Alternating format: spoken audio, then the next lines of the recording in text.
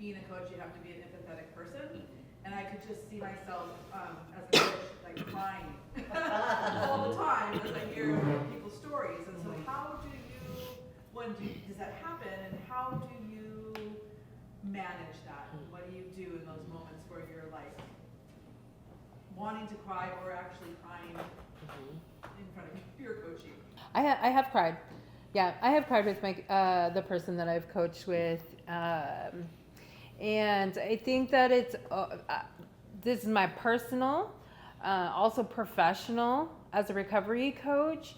One of the things that humanizes us is our emotions, right? One of the things that brings us, just like April had spoke about earlier, like level to level needed knee with somebody, is not just the feeling of empathetic, right? But also the expression, right? That normalizes us, that humanizes us, and that brings them.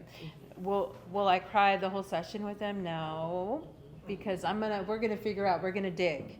We're gonna dig through questions, and we're gonna dig also to make sure that when they leave me, that they have their stuff under control and managed, and and also feel good walking away. Yeah.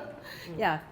Yeah, that's important what she said. So I have teared up. I'm sure I've cried, but so it's like you have that terrible moment, and then having them leave on a good note. Yeah. And the other piece to this very heavy work is self-care. One of the stools, so the stool of recovery coaching is to actively listen, to ask good questions, to discover and manage your own stuff.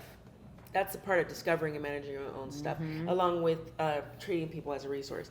If I am not discovering and managing my own stuff, then I'm not going to come to the coaching session in a healthy balance. And then that crying that I might do with them could my crying, and then we're both crying, and then we're both all shook up at the end of the coaching session, and then we're both leaving very horribly, So self-care, and having my own recovery supports, so that I'm not taking my stuff in, so they're crying, and then I'm like, oh, you know what, by the way, and then I'm crying about whatever I've got going on. That's not the space for that.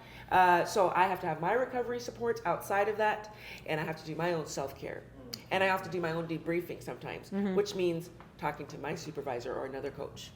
Yeah. You want to add to that? Yeah, I think for me, I was just thinking and kind of building off of what they were saying too. Yeah, I feel like crying is okay, but at the same time, as long as it's not taking away from that. Yeah. Like as long as we're not taking over the session and making it about us.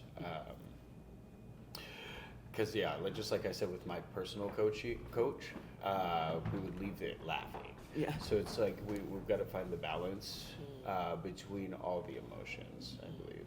So.